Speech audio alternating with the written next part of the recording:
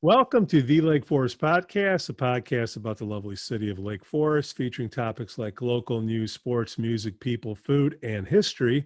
My name is Pete, and I'm joined by my co-host, Lake Forest history legend, Arthur Miller. We both live in Lake Forest. Before we start our class, we have a sponsor for the show, Dakota Insurance Group. They've got your back. Why? Because that's what friends are for. Dakota Insurance Group handles all your residential and commercial insurance needs. Get a quote now at dakotaInsuranceGroup.com. Okay, one of the goals of the podcast is for our listeners to learn just a little bit more about Lake Forest. But who better to teach us than our own Lake Forest history legend, Arthur Miller? Okay, everyone, take your seats. I think Arthur's got a ruler in his hands. Fold your hands on top of your desk. Our class is about to begin. Art, how you doing, my friend? Well, I'm great. Thank you very much. How are you? Oh, absolutely fantastic. Both feet hit the floor this morning. We're both doing good. So what do you got in store for us now? I think you got one of the Chicago stars we're going to talk about, the Chicago fire. Is that right? Yes, right. They're well, it's the 150th anniversary this year of the 1871.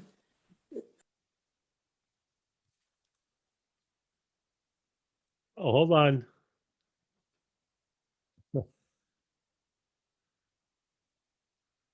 Somehow you got muted. There you go. Start over. Okay, so this is the 150th anniversary in 2021 of the 1871 Chicago fire. We're all reading about the wildfires they're having out west, and we can't imagine how that would happen. Well, it happened even in Chicago. We've had a lot of rain in recent years. It's been a little dry this year, but it's hard to imagine how dry it was in 1871. And then just how that could have happened. But the fire was a major thing for Chicago. For Lake Forest, it was actually pretty significant. And Lake Forest is pretty interesting for people who live here or visitors to see what actually the north side of of the city of Chicago was like before the fire. In the 1860s, 1865, 1871 period, there were beautiful houses on the north side of the Chicago River, Pine Street, which became Michigan Avenue, and then in individual blocks along Wabash, State Street over in there, Dearborn, Clark. There were huge houses. Only one of them survived the fire. That was the Malon Ogden, or the Malon Ogden House, and it later was torn down to make the Newberry Library. But that was the only house that survived. It was north of a little park, but otherwise the fire swept right past it in the 900 block to go clear up into Lincoln Park, Old Town Lincoln Park, blow that all away. It's hard for us to remember. The fire started in the southwest side at that time, down near today's Holy Name Cathedral area, and blew up all the way into Lakeview, or almost to Lakeview. So it's almost unimaginative for us today. But there were lots of houses that were like the ones that were in Lake Forest, being built from around 1860 to 1870. The ones I'll mention in Lake Forest if you want to see what Chicago would have been like for the wealthier group, you'd look at places like on Sheridan Road, 570, which is just opposite the main gates of middle campus of Lake Forest College, the Holt House. It's a square, Andrew Jackson Downing Italian villa style picturesque house. And then north of it was the 660 North Sheridan Road, which is still there. Really fascinating house that's still there. There wasn't even anything that's good in Chicago at the time. It was the picturesque or irregular Italianate villa. And if you look at the house, it's Italianate, but what it's got on the north side that you see through the gates if you drive by slow at 660, you see a Chinese pagoda sticking up straight, and it's got gold leaf on the spire of it. It's sort of a curved spire, and that place, it was really incredible. And it had a garden that swept over to the ravine to the north, opposite where the Presbyterian Church is, and it was just spectacular. So there were places that were as big, but I don't think they were as good. I don't think they were as good as the places that we have still surviving here in Lake Forest. So there's another one that's been a little bit cut down, 644 East Deerpath. That had a big tower on it, but the tower was taken down probably in the, I would imagine, around the 1920s, something like that. But the house is still there at 644. It was built by D.J. Lake, who was a real estate guy in Chicago, built it in 1870. And it had, well, just spectacular. It still has lots of wonderful features, kind of like a Newport, Rhode Island house, still there. Now, what had originally been on that property, which was opposite or just to this, and just north of what was originally Lake Forest Academy, was a building that showed up on the early maps, the very first early map in 1861, that was on an inset for the Lake County map, showed up as the Academy boarding house. Now, the Academy boarding house was a pretty good sized place. It had a large dining room with a high ceiling for a capacity maybe of 50 or 60 boys originally. There was a second floor that had a place where the people who cared for it lived. It only operated, though, for about a year. And then they moved the kitchen. It opened in March of 1859. And it was, they put the kitchen into the main building, which was across the street, I think in 1860. So the building was still there. D.J. Lake bought it from the educational institution that had built it, lived there. His son went to school there at the academy. And in 1860, probably 1869 or so, he decided, I'm doing great. I'm going to build myself a real Lake Forest house. So he moved that building, that 1859 building, straight west to over by Sheridan Road. And it sits there today. It's 725 North Sheridan Road. It was purchased in 1874 by a Mrs. Whitney, who was a widow, but her name was Elizabeth Turner Whitney. And her husband had, or her father had brought railroad technology to Chicago in 1848. So that was a post-fire person to move in, an important post-fire person to move in. And she modernized it with having a hallway redone by John Wellborn Root about 1890.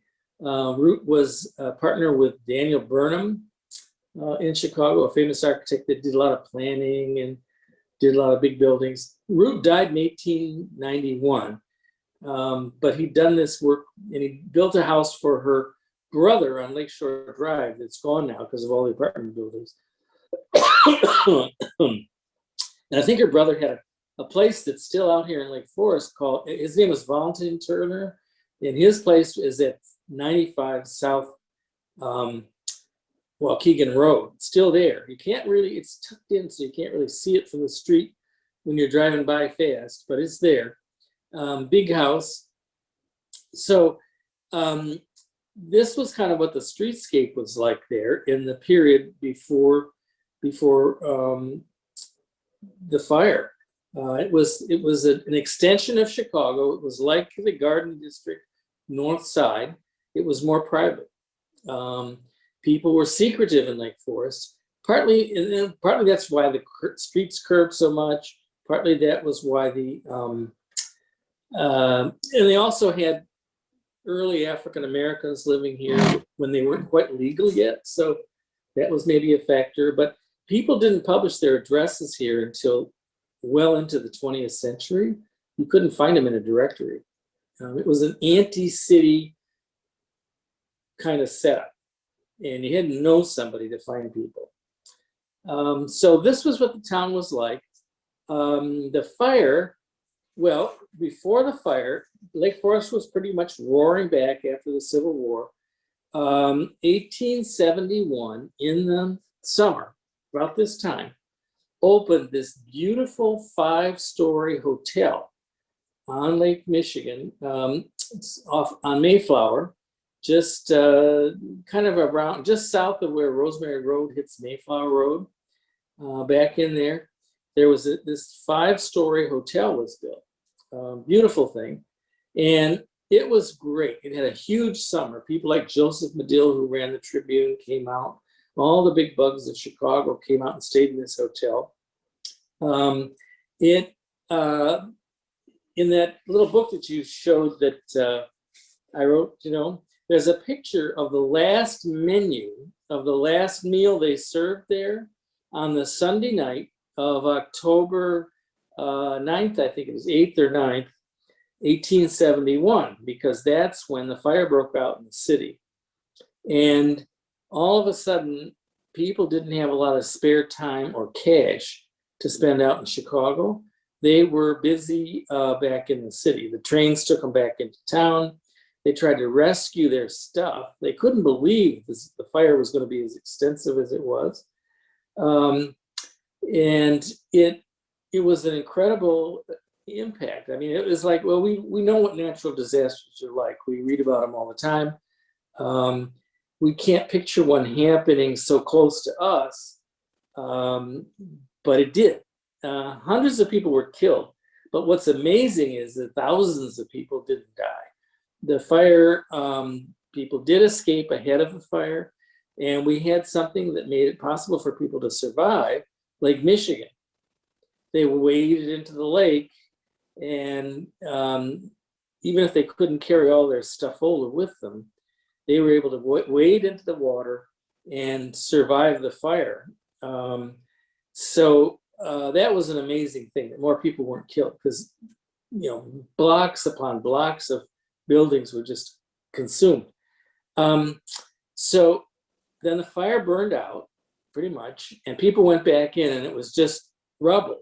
I mean, there was hardly anything. A few safes had survived, a few little sticks of buildings were sticking up, but even the quote unquote fireproof buildings, because of the heat of this fire, they were just consumed. They just gone.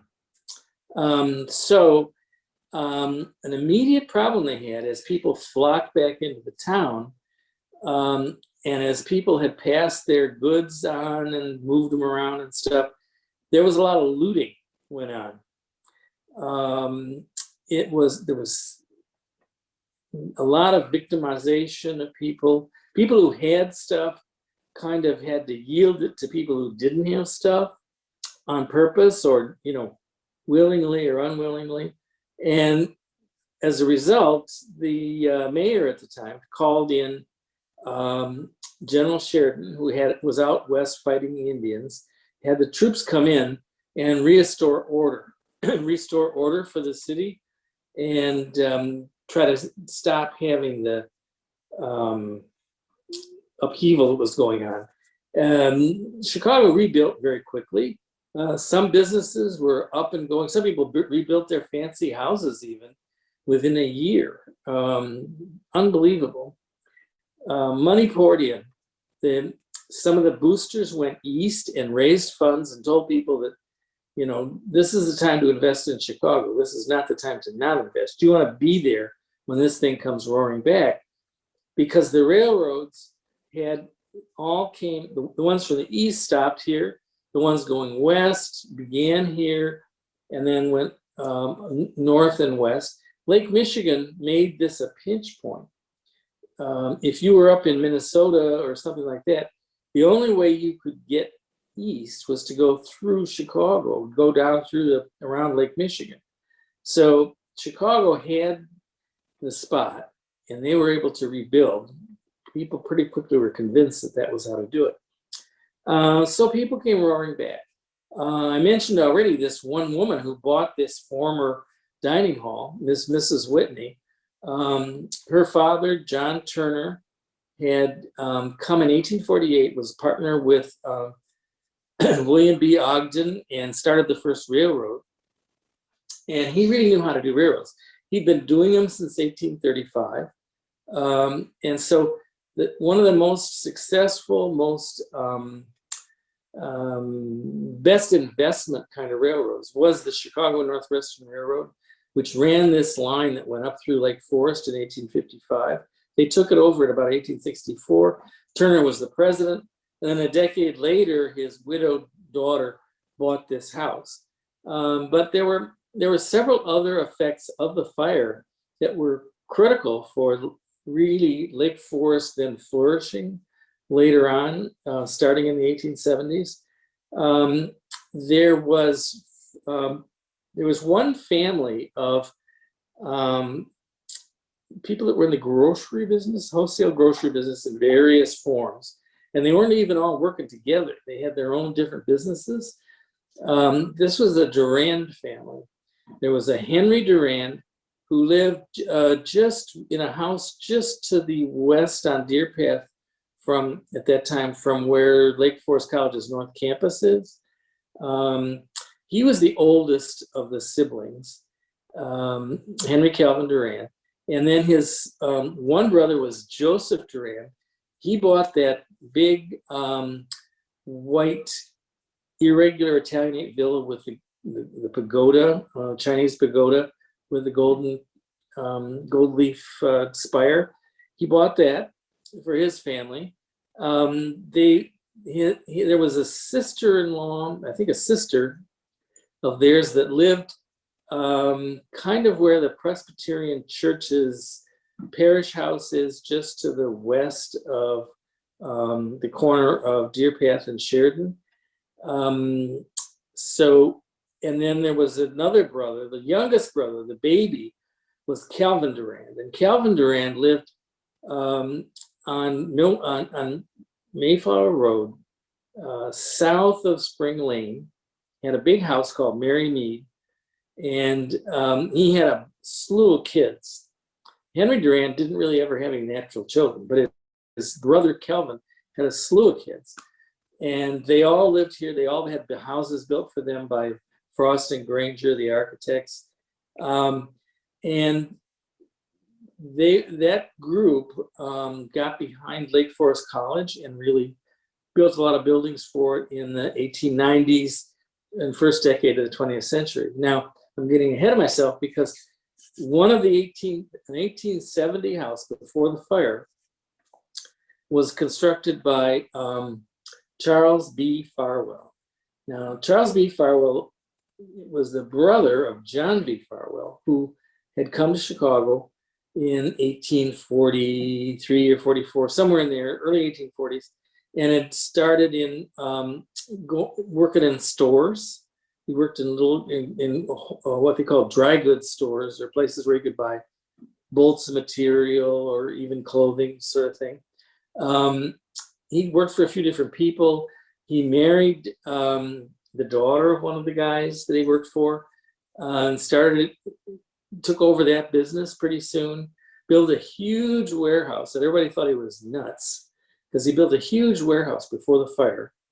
They thought he would never get his money out. It was a joke, Farwell's warehouse. Well, Civil War came along.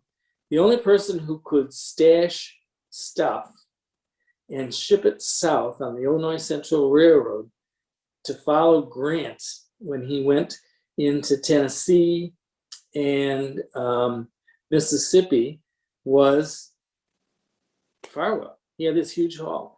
So he was selling uniforms and everything to the Army, made a fortune. By 1864, he retired. And and led what they called sanitary work, which was helping kind of Red Cross. They didn't have Red Cross then, but helping with the troops and stuff. Did a lot of raised money to help support the troops. And his brother took over, C.B. Farwell. Farwell had gone into politics. When he was like 21 in 1844 or so, he'd gone to work for the city clerk, or the county clerk of Cook County. He was just a kid, but the county clerk got sick. And so he took over, and he was functioning as county clerk when he was like a kid, basically. And he became Chicago's first political boss as a Republican in the 1850s and 60s. Also, the first money he made from his very first jobs, he lived on the absolute minimum of it so that he would save it in the bank. And he started buying real estate in Chicago in the 1840s when it wasn't big. And he became wealthy from his real estate investments in the Loop, in what we call now the Loop area. So he did really well. All he did was bought low and held on and rented it out, and helped support other people. And then he had his political connections probably allowed him to know some more things than other people might know about where things were going to happen and stuff like that. But it wasn't what we would call today corrupt, I don't think, where somebody, was actually paying you bribes and stuff like that. He actually had made his money that way. But in those days, a lot of people came in the 1830s and 1840s, and they didn't understand why by the 1860s, some people were rich and other people weren't. They kind of were a little bit, jealous would be an understatement. And one of the reasons they moved out to Lake Forest, people like that, was they didn't have people puttering around looking at their place. So they could build their great big houses up here after the Civil War. Both John V. built his house, which is at 888 East Deerpath, and Charles built his house, which is now at 965 East Deerpath. Well, the house isn't there. His landscape and his garden feature a couple of big long arbors are still there, and the terrace he built his house on. But it was burned in 1920, and so then it was replaced with a really top-notch New York architect-built colonial style house on that same terrace, and it's still there. It's fabulous.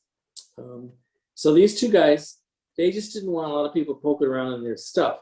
Then Charles B. Farwell did run into a little trouble because he moved out to Lake Forest. He ran for Congress in 1870, the year before the fire, and he was running against, or he beat out Medill, who was the head of the Tribune. Well, the Tribune guy started rooting around and figured out that actually it looked like old C.B. Farwell wasn't spending that much time sleeping overnight in Chicago. So he said, he's a carpetbagger. He lives in Lake Forest. He doesn't live in Chicago. Well, it was sour grapes, and C.B. Farwell went to Congress in 1870. He was in and out of Congress for 20 years, roughly. He served maybe 3 terms, I think, in Congress, 3 or 4 terms in Congress. And then in 1887, he became senator. He was, at that time, the Senate elected the senators. The state Senate elected senators and sent them off to Washington. So he was elected by the state Senate to replace somebody who died. And he was there from 1887 to 1891. Well, that was long enough for him to lead the floor fight in the Senate, in the United States Congress, when Chicago snatched away from New York City the right to have the World's Fair in 1892-93. He won that for Chicago. So that was a pretty big. That was one of the things that put Chicago on the map. So he was here before the fire. But what did he do being up here already? Well, he was a guy that always had cash. He meant whatever he was invested in, he always had some quick and ready at hand to use. So when the fire happened, nobody had cash. All of a sudden, everybody was borrowing from out east, and everybody was selling everything they had in Lake Forest to sort of put it into their main gig in the city. So he snatched up a whole bunch of the south side of Lake Forest. He bought neighborhoods clear over by south of the college, where the college is. He bought that old hotel that had opened in 1871 and functioned for like maybe 3 or 4 months before it went kaput. It just went bankrupt because there were no customers and there was no promise of customers. Couldn't pay their bills, couldn't pay their loan probably. So he bought that off him. So in 1876, he had 3 daughters, I think, and 1 son. And the oldest daughter, who was kind of a handful, was ready to go to school. And they didn't think she should go off to college someplace like, she'd gone to Ferry Hall, but they didn't think she should go off to college because she looked like she kind of would do better if she was near home where her mom had a handle on it. So they said, well, we'll just start the college up. There had been a little men's college program in the building near the corner of Sheridan and Deerpath that burned in 1879. But it had gone under during the Civil War. 1863, it went under. And so there had been no college program until 1876 when they started up. So this Anna Farwell de Colvin was going to be the start of the school. And so the things they did, okay, they had this hotel. Nobody could use it. It wasn't any good for anything. So fine. They would plop the college into that hotel, 5 stories on the lakefront. And there would be classes. They would have rooms upstairs. Of course, Anna Farwell would be living with their folks around the corner at their house where they could keep a good eye on her. But otherwise, what they did was they went to the Lake Forest they went to the Chicago High School at that time. They built in 1855. And they told all the kids that were graduating that if they wanted to go to college for free, they could come out and be at Lake Forest University, was what they call it, the Collegiate Department of Lake Forest University, and they could go to college. So it was kind of like Diana Ross and the Supremes, you know. So she was the head student, and she had these her buds around her, who were guys and a woman or two who were the students. And that was what started Lake Forest College up again as a co-ed school. And she was co-ed with attitude. She edited the first magazine that they had. She wrote about women's rights. She became an important author, actually. But there'd been a big controversy at the Presbyterian Church over, which was just a little wood frame thing at that time, over whether or not what they should do about this college situation. Some people thought they didn't have any business trying to start the college if they didn't have enough endowment, money in the bank to pay all the bills forever. Well, they didn't have that, especially after the fire. There was nobody had cash. They were still building up their businesses even in 1875, 76. So they didn't have that to go with. It was really the Farwell family, the Charles B. Farwell family, not John V. He was the other side of the fence. He was the conservative. But the Charles B. Farwell family and Mrs. Farwell, who'd been a teacher in what they used to call female seminaries, girls' schools. And she said, we should do this. And I'm sure Charles said, yes, dear, we'll do that. And he plopped up the money, which they had, and he plopped up his hotel, which he'd bought. and they set up shop. Well, this went from fall of 1876, finished that year out, then started out 1877. By December, that lakefront hotel, built as a summer hotel, probably the rooms were a little drafty and they all had fireplaces. So probably some of these kids started fires in their room and their fireplaces, didn't watch them, and the whole thing was gone in no time. Unbelievable. So the next year, they didn't quit. There'd been a little kind of ramshackle hotel that had been built in the middle of what's Triangle Park now. It had been built in 1858. It's gone now. But they moved in there for the fall, for the spring semester that year, 1878. But by the summer, they had kids from the academy and stuff, digging around in the clay, building bricks and then firing them right on the site to build the 5-story building that you'll see when you drive by on Sheridan Road, the big tall building. It was originally called University Hall. When they kind of grouped as Lake Forest College around 1900, it became College Hall. Then it was completely rehabbed in 1981, and they called it Young Hall after, you can imagine, the donor, who was an alum, Mr. Young. They call it Young Hall. And now this fall, it's going to open up again with a big new addition on the back, and all completely rehabbed again, because that was 40 years ago. It's going to be called Brown Hall, for William Brown and Solange Brown, who made the lead donation, which is around $8-10 million, something like that, enough to get your name on the door. And so, that building is still going. 1850, and those bricks were made by kids from clay right there on the ground. It's the classic common brick that you see all over the Chicago area. But that was one of the outcomes of it. That school wouldn't have gotten started if C.B. Farwell hadn't had this hotel to start it up, and his wife hadn't said, what are we going to do about Anna? She's too hot a number to send off to some place that we can't watch. She'll be in serious trouble. So they kept her home, and she got through. She got her degree. She was already starting to write and everything.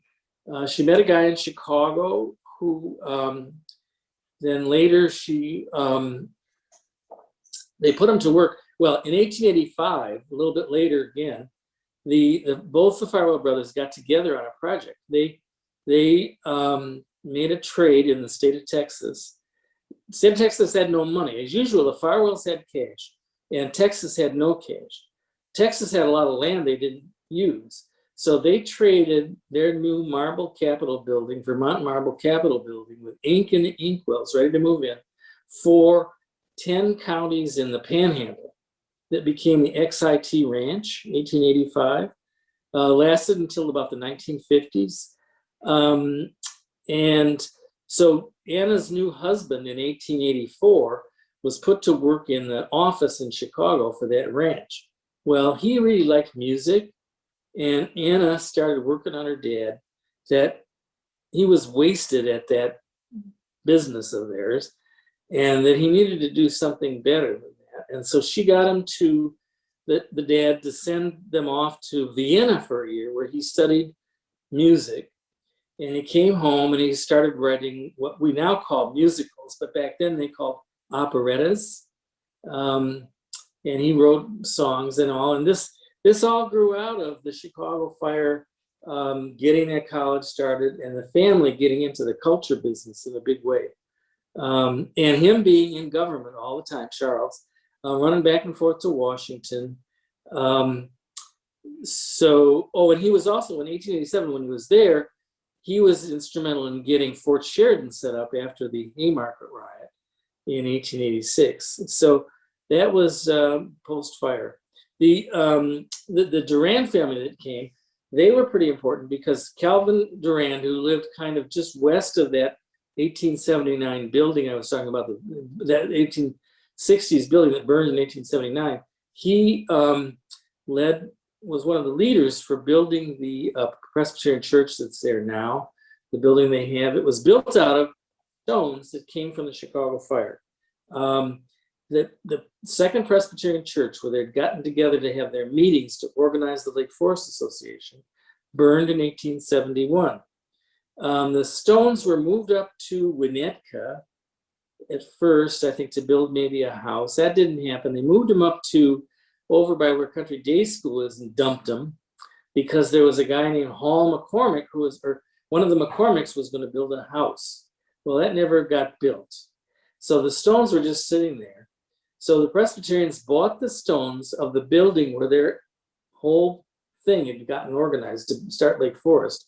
And they used that for the main floor. If you drive around there, they only had enough stone to build the first floor. And above it is all sort of shingle style, kind of East Coast, semi-colonial shingle style building, but very unique looking building. Anyway, those stones came out of the Chicago fire. And it was Henry Durand made donations for that. He then gave the money for the Henry C. Durand Art Institute, which was kind of a town gown thing between the college and the church and the community.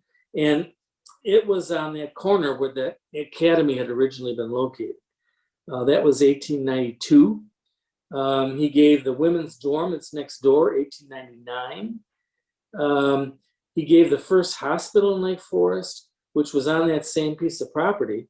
They moved out to West Lake Forest in 1942, but from 1899 to 1942, that was the hospital for the town. So he was major donor, and he came out of the fire.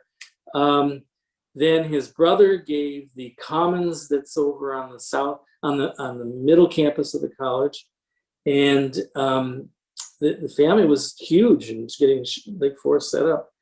One of Joseph Durand's son was Scott Durand, and his wife, she was daughter of a railroad baron, and she was kind of independent, we could say.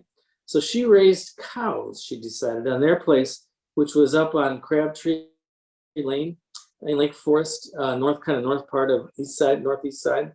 And the neighbors began to find the cows less than picturesque, especially when the wind changed maybe toward their house.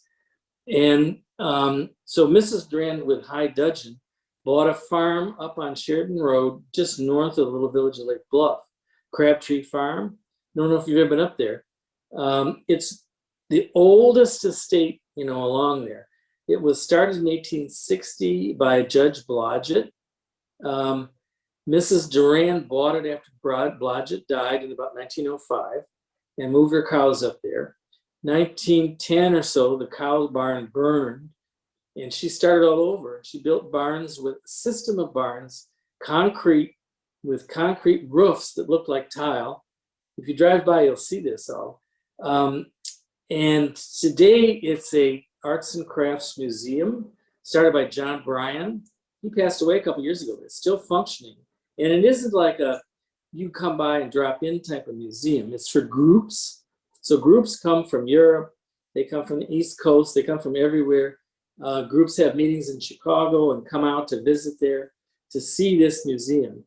It's fabulous. The Lake Forest Preservation Foundation this weekend on Saturday is going to have a tour out there that people can sign up for to go to. And they can see this Mrs. Durand's barn, her model dairy. She was pretty famous. She was an early women entrepreneur. Her husband was, and she was also against, in the Prohibition era, the teens, 20s, early 30s, she was total teetotaler, wanted people to drink milk. Her husband, however, was in the grocery business, selling sugar to the distillers of the hooch that was showing up in the speakeasies. They had their issues, that couple did. But She was the only woman that ever went into the Old Elm Club, which is on Everett Road, just south of Everett Road. You're driven by that club. Go down there sometime and drive by. It was men only. Only one woman is known to have been there, Mrs. Scott Durand. She went in there one day. She delivered her stuff, and she had some issue with them about paying their bills, and she charged in there. And no other woman has ever charged in there. Still an all-men club. Nice golf course, but don't bring your daughter. All this stuff really was a result of people coming out after the fire, economic interests that were altered by the fire because money was short. We can't. It's hard for us to appreciate how when the pandemic sucked money out of the system, we had the Fed to pump money into the system. Now it's creating more problems than good right at the moment, but they kept everything from falling through the floor. What used to happen is something would happen, all the money the money supply would disappear. And then the only people who would do well would be the people who still had cash. So like after the Depression, Lake Forest Library was built with money that the people had because they had money left over after the crash. They were the only people that had money. So if you had $100, if you had $10 in 1930, 31, you could buy what $100 would buy in 1929. So they had tremendous deflation.